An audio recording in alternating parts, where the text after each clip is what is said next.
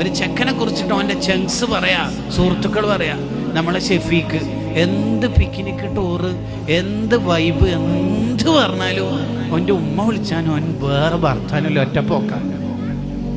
ഒരു ദിവസം ട്രെയിനിന് AC ടിക്കറ്റ് എടുത്തിട്ട് തന്നെ ഉമ്മാക്ക് എന്തോ അസുഖമായതുകൊണ്ട് ഞാൻ യാത്രയിലില്ല, നിങ്ങൾ ആരെങ്കിലും വേണമെങ്കിൽ ആ ക്യാഷ് ചെലവഴിച്ച് ടിക്കറ്റ് എടുത്തോളി, റീനെയിം ചെയ്തോളി എന്നൊക്കെ പറഞ്ഞു. ഓന എന്തിന്?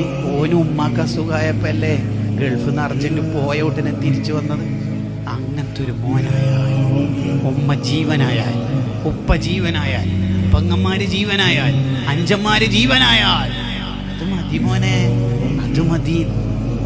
അതാണ് ഈ പഴമക്കാർക്കൊക്കെ ഉള്ള നന്മ. അതാണ് സംഭവം.